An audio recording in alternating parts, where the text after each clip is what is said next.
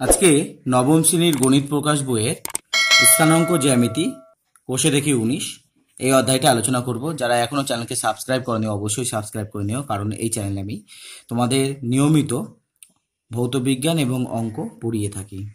দেখো, 1 নম্বর বলেছে দুটো বিন্দু দিয়ে দিয়েছে এবং কি অনুপাতে তারা ছেদ করেছে, 3:4 অনুপাতে অন্তস্থভাবে তারা ছেদ করেছে বলেছে। অন্তস্থভাবে ছেদ করেছে বলাতে তাহলে দুই ধরনের ছেদ করে, একটা হচ্ছে অন্তস্থভাবে, একটা হচ্ছে বহিস্থভাবে। তো এই অঙ্ক করার আগে আমি একটু সূত্র একটা জেনে নিব, তাহলে আমাদের কিন্তু সমস্ত এই অধ্যায়ের সমস্ত অঙ্ক কিন্তু হয়ে যাবে। দেখো সূত্রটা কি, 1 নম্বর করার আগে আমি সূত্রটা দেখব। সূত্রটা কি? সূত্রটা হচ্ছে, ধরো দুটো বিন্দু আমাকে দিয়ে দিয়েছে, একটা হচ্ছে x1, একটা হচ্ছে y1 বিন্দু। আমরা জানি x আর y মিলে বিন্দুটা তৈরি হয়, আর একটা হচ্ছে x2 আর হচ্ছে y2। দুটো বিন্দু দিয়ে একটা সরল রেখাংশ তৈরি হবে এবং এই সরল রেখাংশ যদি পরস্পরকে m:n অনুপাতে অন্তস্থভাবে ছেদ করে, দুইভাবে ছেদ হয় আমি বললাম, একটা হচ্ছে অন্তস্থভাবে আর একটা হচ্ছে বহিস্থভাবে। যদি অন্তস্থভাবে ছেদ হয় তার একটা সূত্র আছে। যদি অন্তস্থভাবে হয়, কি সূত্র? না, আমি কি করব, দেখো এই বিন্দু বের করতে গেলে আমাকে প্রথমে এক্স তারপর হচ্ছে ওয়াই বের করতে হবে। তো এক্স বের করব কিভাবে? দেখো, খালি এক্স গুলোকে নিয়ে ভাববো, এখন ওয়াই নিয়েই আমি ধরে নেব। প্রথমে কি আছে? এম। তাহলে প্রথমের সাথে দ্বিতীয়টার এক্স কে গুণ করতে হবে, তাহলে m(x2) হবে প্লাস, যেহেতু অন্তস্থভাবে বলেছে তাই জন্য যোগ চিহ্ন দিতে হবে। দ্বিতীয় অনুপাত কি? এন। এন এর সাথে প্রথম এক্সটাকে গুণ করতে হবে, তাহলে n(x1) বাই কি হবে? m প্লাস হচ্ছে n। আশা করি তোমরা বুঝতে পারলো। এই একই রকম নিয়মে ওয়াইটাকে বের করতে হবে, তাহলে প্রথমের অনুপাতের সাথে দ্বিতীয় ওয়াই, প্রথমের সাথে দ্বিতীয়, এইরকম মনে রাখবে, তাহলে সুবিধা হবে। আর একটা জিনিস মনে রাখবে, প্রথমে হচ্ছে এক্স বসে তারপরে হচ্ছে ওয়াই বসে। তাহলে এম এর সাথে যদি ওয়াই কে গুণ করি তাহলে হচ্ছে m(y2), প্রথমে যেহেতু এম আছে তাই জন্য দ্বিতীয় ওয়াই এর সাথে গুণ করতে হবে, যোগ চিহ্ন দিতে হবে। তারপর দেখো দ্বিতীয় কে আছে অনুপাতের? এন, তাহলে প্রথমের ওয়াই এর সাথে গুণ করতে হবে, বাই কি হবে? এখানেও তাই, m প্লাস n। এটা অন্তস্থভাবে। যদি বহিস্থভাবে বলতো এই একই সূত্রই আমরা লিখতাম, m(x2), খালি এখানে মাইনাস দিব, প্লাসের জায়গাগুলোতে আমি কি করব? মাইনাস করে দেবো। বহিস্থভাবে হলে কি হবে? না মাইনাস এখানে হয়ে যাবে। যদি এই সূত্রটাকে তোমরা বুঝে নাও তাহলে কিন্তু অঙ্কটা খুবই সহজ মনে হবে। দেখো প্রথম অঙ্কটা কি বলেছিল, এবার প্রথম অঙ্ক করি।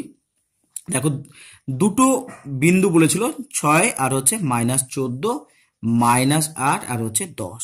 কি অনুপাতে? না 3:4 অনুপাতে অন্তস্থভাবে তারা ছেদ করেছে।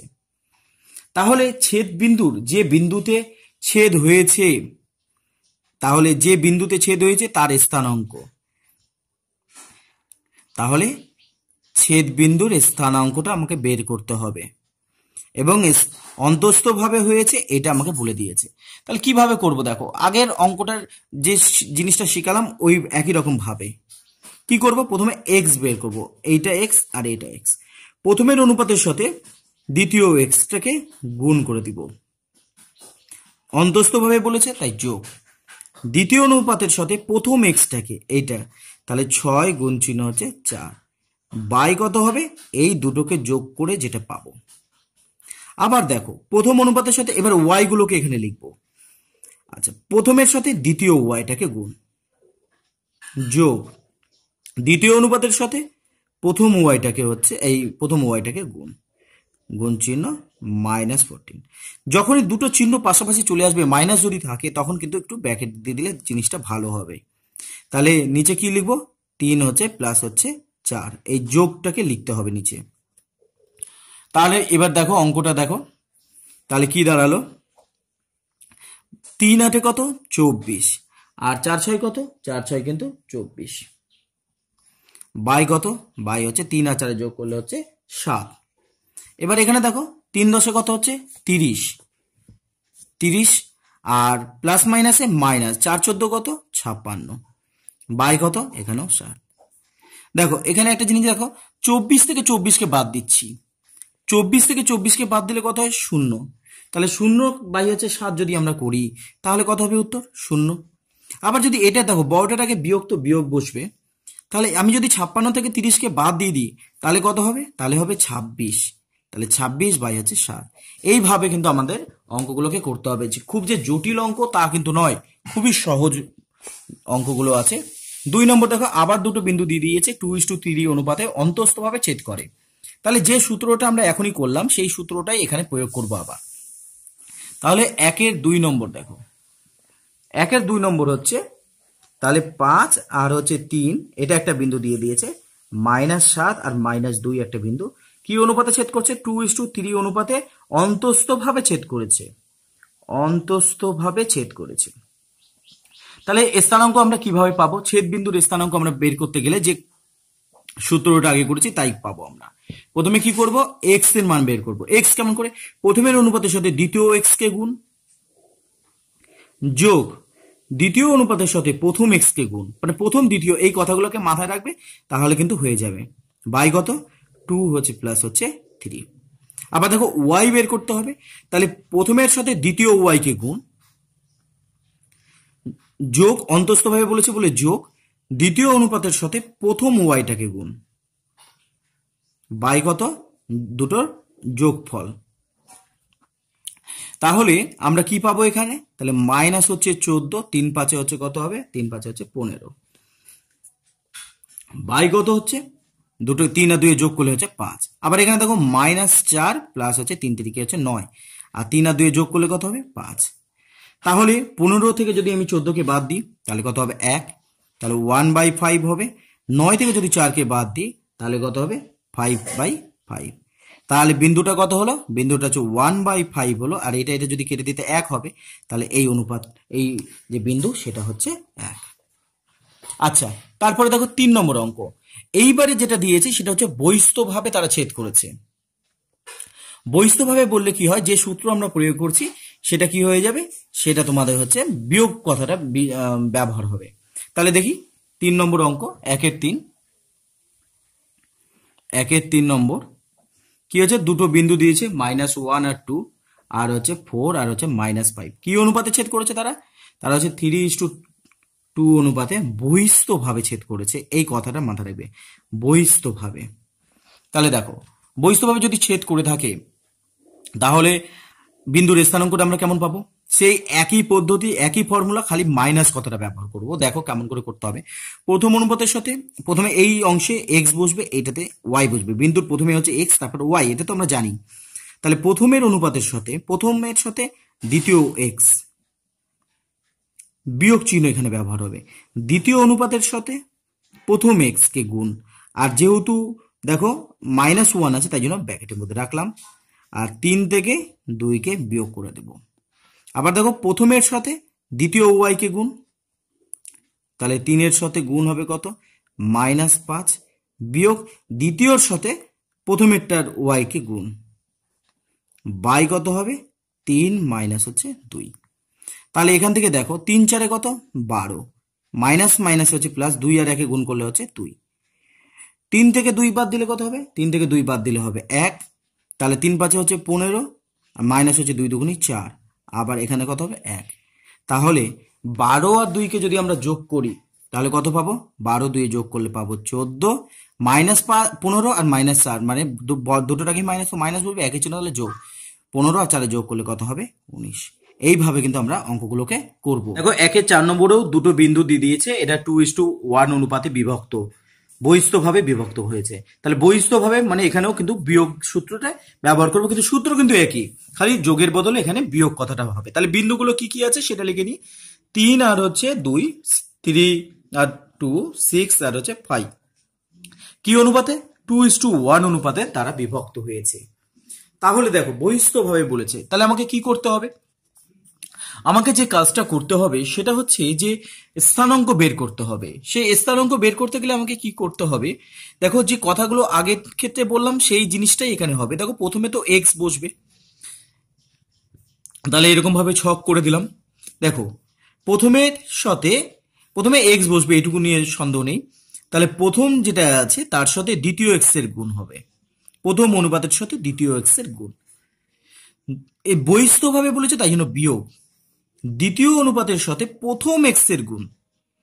তাহলে এখানে শুধু এক্স কথাটাই ব্যবহার হবে। তাহলে 2 থেকে 1 বিয়োগ, আবার দেখো এখানে ওয়াই এর সাথে এবার হবে প্রথম অনুপাতের সাথে দ্বিতীয় ওয়াইটাকে গুণ, বিয়োগ দ্বিতীয়র সাথে প্রথম ওয়াইটাকে গুণ, বাই কত 2 মাইনাস 1। তাহলে 6 দুগুণী 12 মাইনাস 3, 2 থেকে যদি 1 বিয়োগ করি তাহলে 1 হবে, 5 দুগুণী 10, সেখান থেকে যদি 2কে বাদ দিই, 2 থেকে 1 বাদ দিলে মানে 1। তাহলে কি হবে, তাহলে এই জায়গাতে তোমরা যে স্থানাঙ্কটা পাবে, তাহলে 12 থেকে যদি 9কে বাদ দাও, 9 10 11 12, তাহলে 9 হবে, আর 10 থেকে যদি 2কে বাদ দাও তাহলে হচ্ছে 8 হবে। তাহলে বিন্দুটিকে আমরা পেয়ে গেলাম। খুব সহজ অঙ্কগুলো। দেখো 2 এর অঙ্কগুলোও দেখো। 2 এর অঙ্ক কি বলেছে, নিচের প্রত্যেক বিন্দুগুলির সংযোজক সরল রেখাংশগুলির মধ্যবিন্দুর স্থানাঙ্ক নির্ণয় করি। মধ্যবিন্দু আমরা তো জানি, মধ্যবিন্দু হচ্ছে কিভাবে বের করতে হয়, যে x1 আর x2 কে যোগ করে 2 দিয়ে ভাগ, তেমনি ভাবে y1 আর y2 কে যোগ করে 2 দিয়ে ভাগ, তাহলে মধ্যবিন্দুর স্থানাঙ্ক আমরা পেয়ে যাব। তাহলে যদি আমরা সূত্রের আকারে লিখি, তাহলে মধ্যবিন্দুর স্থানাঙ্ক কি হবে, ধরো যদি কোনো একটা বিন্দু যদি x1 y1 হয় আর x2 y2 হয়, তাহলে মধ্যবিন্দুর স্থানাঙ্কটা কি দাঁড়াবে, তাহলে মধ্যবিন্দুর স্থানাঙ্কটা হবে, তাহলে মধ্যবিন্দুর স্থানাঙ্কটা কিভাবে বের করতে হবে, এই x গুলোকে যোগ করতে হবে, যোগ করে 2 দিয়ে ভাগ, তেমনিভাবে y1 y2 কে যোগ করে 2 দিয়ে ভাগ, তাহলে কিন্তু আমরা মধ্যবিন্দুর স্থানাঙ্ক আমরা পেয়ে যাব। তাহলে 2 এর 1 নম্বর আছে কি 5,4 আছে, আর তোমার রয়েছে 3, হচ্ছে -4। তাহলে মধ্যবিন্দুর স্থানাঙ্ক কত, তাহলে মধ্যবিন্দুর স্থানাঙ্কটা হচ্ছে তোমার, মধ্যবিন্দুর স্থানাঙ্কটা তোমার দাঁড়াবে হচ্ছে, এই যে দুটো x আছে, দুটো x কে যোগ করে দাও, তাকে 2 দিয়ে ভাগ করো, একই রকম ভাবে এই দুটো y কে যোগ করো, 2 দিয়ে ভাগ, তাহলে 5 আর 3 যোগ করলে কত হবে 8, 8/2, 4 থেকে 4 বাদ দিলে তাহলে 0/2, তাহলে এক্ষেত্রে যদি আমরা ভাগ করি, 8 কে 2 দিয়ে ভাগ করলে তাহলে 4, 0 কে 0 তাহলে 0, তাহলে মধ্যবিন্দুর স্থানাঙ্ক হচ্ছে 4,0 হবে। তো এবার 2 নম্বর অঙ্কটা দেখি। 2 নম্বর অঙ্কটা কি বলেছে, এখানে একটা বিন্দু বলেছে 6, হচ্ছে 0 আর 0,7, তাহলে খুব সহজে আমরা বের করতে পারবো 6, এই অধ্যায়টা খুবই সহজ, যদি একটু চেষ্টা করো অবশ্যই পারবে তোমরা। তাহলে মধ্যবিন্দুর স্থানাঙ্ক এখানেও বের করতে বলেছে, তাহলে মধ্যবিন্দুর স্থানাঙ্ক কত হবে, তাহলে x দুটোকে যোগ করে 2 দিয়ে ভাগ, তেমনিভাবে y দুটোকে যোগ করে 2 দিয়ে ভাগ, তাহলে 6 আর 0কে যোগ করলে 6, তাকে 2 দিয়ে যদি ভাগ করি তাহলে দাঁড়াবে 3, আর এখানে 7 আছে, 7কে 2 দিয়ে ভাগ কর, এটাই। তাহলে এইভাবে কিন্তু আমাকে অঙ্কগুলো করতে হবে। তারপর দেখো 3 এর অঙ্কটা কি বলেছে, 3 এর অঙ্ক বলেছে এই বিন্দুটি এই দুটো বিন্দুর সংযোগ সরলরেখাংশ কি অনুপাতে ভাগ করেছে, আমি এখানে ধরে নিয়েছি m:n অনুপাতে ভাগ করেছে। তারপরে অঙ্কটা করি, দেখো তাহলে 3 নম্বর অঙ্কটা, 3 নম্বর অঙ্কে যে বিন্দু দুটো দিয়ে দিয়েছে, কি কি বিন্দু দিয়েছে, 4 আর হচ্ছে 6 আর 3 আর হচ্ছে 5, দুটো বিন্দু কি অনুপাতে, না আমি প্রথম অঙ্কটার মতো করব, m:n অনুপাতে তারা বিভক্ত। তাহলে আমি যদি প্রথম যে অঙ্ক 1 নম্বরের অঙ্ক যেটা করেছিলাম সেই রকম ভাবে যদি আমরা করি, তাহলে যে ছেদ বিন্দুর স্থানাঙ্ক আমরা কত পাবো, তাহলে আমরা যে বিন্দুতে তারা ছেদ করেছে, বিভক্ত হয়েছে, যে বিন্দুতে বিভক্ত হয়েছে তার স্থানাঙ্ক, তাহলে তার স্থানাঙ্ক আমরা 1 নম্বরের যে ফর্মুলা শিখেছিলাম সেই অনুপাতে যদি করি তাহলে কি হবে, দেখো এখানে হচ্ছে x বসবে, তারপরে y বিন্দুতে, তাহলে প্রথমের সাথে দ্বিতীয় x কে গুণ করতে হবে, তাহলে 3m হবে, তারপর যোগ দিলাম, তারপরে দেখো দ্বিতীয়টার সাথে প্রথম x কে গুণ করতে হবে, বাই কত হবে m প্লাস হচ্ছে n, একই রকম ভাবে y হবে এখানে, তাহলে অনুপাতের প্রথমের সাথে দ্বিতীয় ওয়াইটাকে গুণ করতে হবে, যোগ দ্বিতীয়র সাথে প্রথমের ওয়াইটাকে গুণ করতে হবে, বাই কত হবে m প্লাস হচ্ছে n হবে। এইবারে তোমাকে কি বলে দিয়েছে, এই বিন্দুটা তোমাকে বলে দিয়েছে, এই বিন্দুটা তোমাকে কত বলেছে, এই বিন্দুটা তোমাকে বলেছে হচ্ছে 1 আর হচ্ছে 3। এই বিন্দুটা বলে দিয়েছে, এই বিন্দুতে ছেদ করেছে, আমি তো m/n ধরেছি, এবার কোন বিন্দুতে ছেদ করেছে সেটা বলে দিয়েছে, 1 হচ্ছে 1 আর 3। তাহলে আমরা যদি দেখো, তাহলে এইটা সমান সমান 1 আর এটা সমান সমান আমরা 3 বলতে পারি। তাহলে যে কোনো একটাকে ধরে আমি অঙ্কটাকে করি। আমি এটাকে ধরে অঙ্কটাকে করছি, ধরো 3m + 4n বাই হচ্ছে m + n সমান সমান, তাহলে কত হবে 1, কারণ আমি বিন্দুটাকে পেয়ে গেছি, আবার এই বিন্দুটা কিন্তু বইয়ে বলেই দিয়েছে, তাহলে এটা সমান সমান 1। তাহলে তাহলে 3m + 4n সমান সমান 1 দিয়ে যদি আমরা গুণ করি তাহলে কত হবে, m + n হবে, 3m, এই প্লাস এমটা এদিকে চলে আসলে মাইনাস এম হবে, আর প্লাস 4nটা এদিকে আসলে -4n হবে। তাহলে 3টে এম থেকে যদি একটা এম বাদ দিই তাহলে 2টো এম থাকবে, বর্ডার আগে মাইনাস তো মাইনাস, 4টা এন থেকে একটা এন বাদ দিলে তাহলে হচ্ছে 3টে এন হবে। তাহলে m/n তাহলে কি হবে, -3 হচ্ছে 2 হচ্ছে। তাহলে তাদের অনুপাত কত, m/n, তাহলে আমরা এখান থেকে পেয়ে যাব কত হচ্ছে, -3 হচ্ছে 2।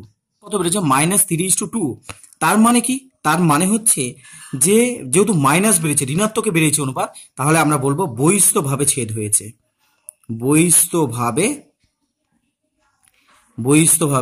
3:2 অনুপাতে ছেদ হয়েছে। তাহলে এখানে যদি মাইনাস বেরোয়, তা আমরা কিন্তু প্লাস ধরেই অঙ্কটা করেছি, কিন্তু মাইনাস বেরিয়েছে, তার মানে এটা বহিস্থভাবে ছেদ করেছে। কোন অনুপাতে, 3:2 অনুপাতে ছেদ হয়েছে। দেখো 4 নম্বর অঙ্ক কি বলেছে, 7 আর হচ্ছে 3 -9 6 বিন্দুদ্বয় সংযোগ সরেখেছে y অক্ষ কি অনুপাতে, আমি এখানেও ধরে নিচ্ছি m/n অনুপাতে ছেদ করে, তারপরে অঙ্কটা করব, দেখি কি হয়। তাহলে 4 নম্বর অঙ্ক দেখো, 4 নম্বর অঙ্কে কি বলেছে যে 7 আর হচ্ছে 3 আর হচ্ছে -9,6 এটা কোন অনুপাতে, আমি ধরছি m/n অনুপাতে তারা ছেদ করেছে। তাহলে ছেদ বিন্দুর স্থানাঙ্কটাকে আমরা বের করে নিই। কিভাবে বের করব দেখো, আমি তো বলেইছি যে প্রথমে x হয়, অনুপাত কি আছে প্রথমে m, তাহলে প্রথমের সাথে দ্বিতীয় x কে গুণ করতে হবে, যোগ দ্বিতীয় অনুপাতের সাথে প্রথম x কে গুণ করতে হবে, বাই m + n। মানে সূত্রটা না জানলেও তোমার কিন্তু অঙ্কটা করতে পারবে, তোমরা সূত্র দিয়ে লিখিয়েছিলাম আমি, কিন্তু তাও তোমরা আমি এইভাবেও করতে পারো। প্রথমে এখানে y বসবে, তাহলে প্রথমের সাথে দ্বিতীয় y যোগ দ্বিতীয়র সাথে প্রথম y বাই কত, বাই হচ্ছে m + n। কোন বিন্দুতে ছেদ করেছে না, y অক্ষকে ছেদ করেছে, তাহলে y অক্ষে মান কত, x = 0 আমরা জানি। তাহলে এটা তো x, তার মানে -9m + 7n by m + n, এটা কিন্তু তোমার কত বেরোলো, এটা কিন্তু তোমার 0 বেরোলো। তাহলে এইবারে আমরা সমাধানটা করি, তাহলে -9m + 7n, 0-র সাথে এটা গুণ করলে তো 0ই হবে, -9n মাইনাস এটাকে দিয়ে গেলে -6n, মাইনাস মাইনাস কেটে গেল, তাহলে m/n সমান সমান কত হলো, 7/9। তাহলে m/n তাহলে হচ্ছে কত, 7:9। তাহলে এটা কোন ভাবে ছেদ করেছে, অন্তস্থভাবে 7:9 অনুপাতে তারা পরস্পর ছেদ করেছে। দেখো এর আগের অঙ্ক মাইনাস বেরিয়েছিল, তাই জন্য বললাম বহিস্থভাবে ছেদ করেছে, এখানে যেহেতু দুটোই প্লাস বেরোচ্ছে তাই জন্য আমরা বলবো যে অন্তস্থভাবে কত অনুপাতে না, 7:9 অনুপাতে তারা হচ্ছে ছেদ করেছে, অন্তর্বিভক্ত হয়েছে, আর মাইনাস বেরোলে বলবো বহির্বিভক্ত। এবার 5 নম্বর দেখো, 5 নম্বর যে প্রমাণ করি যে এই যে বিন্দুগুলো দিয়েছে পরস্পর যুক্ত করলে একটি সামান্তরিক হবে। আচ্ছা, আমি তাহলে এই বিন্দুগুলোকে দিয়ে একটি চতুর্ভুজ আঁকার চেষ্টা করি প্রথমে। 5 নম্বর, তাহলে ধরো এই ধরনের একটা, এটা যদি সামান্তরিক হয় তাহলে দেখতে এই রকম ভাবে হবে, এটা হচ্ছে a b c d। এ বিন্দুর স্থানাঙ্ক কত বলেছে, এ বিন্দুর স্থানাঙ্ক বলেছে 7, হচ্ছে 3, বি বিন্দুর স্থানাঙ্ক বলেছে 9, হচ্ছে 6, সি বিন্দু বলেছে 10 আর হচ্ছে 12, ডি বিন্দু বলেছে 8, হচ্ছে 9। তাহলে এটা যে সামান্তরিক, এটা কিভাবে বুঝবো, দেখো সামান্তরিক হলে তাহলে কর্ণগুলো দেখবো, কর্ণগুলোর মধ্যবিন্দু বের করি। তাহলে আমি এসির মধ্যবিন্দু, আমরা মধ্যবিন্দু বের করা শিখলাম, তাহলে এসি এর মধ্যবিন্দু বের করতে গেলে কি করতে হবে, মধ্যবিন্দু বের করতে গেলে আমি কি করব, এই দুটোকে x দুটোকে যোগ করে 2 দিয়ে ভাগ করব, তেমনি y দুটোকে যোগ করে 2 দিয়ে ভাগ করব, তাহলে কত হলো 17/2 আর হচ্ছে 15/2 হলো। আচ্ছা, আমি তেমনি ভাবে বিডি যেটা কর্ণ আছে তারও মধ্যবিন্দু বের করব, তাহলে বিডি এর মধ্যবিন্দু। তাহলে বিডি এর মধ্যবিন্দু কিভাবে বের করব?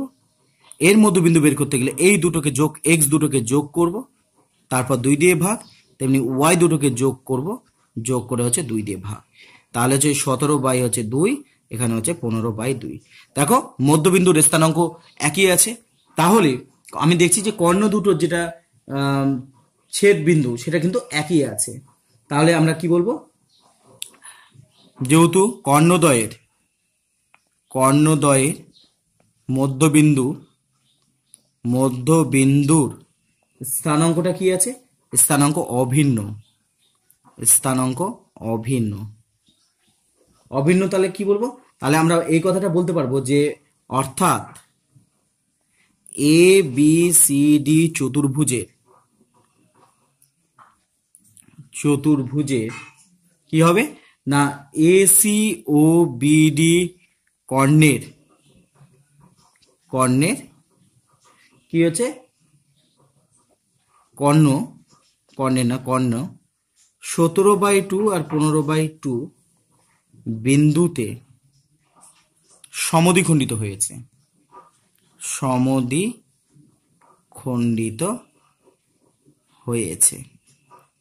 তাহলে আমরা কি বলতে পারি? তাহলে আমরা বলতে পারি যে এ বি সি ডি হচ্ছে একটি সামান্তরিক।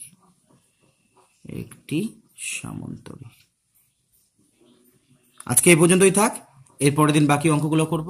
ধন্যবাদ। Subscribe my channel PKB Math.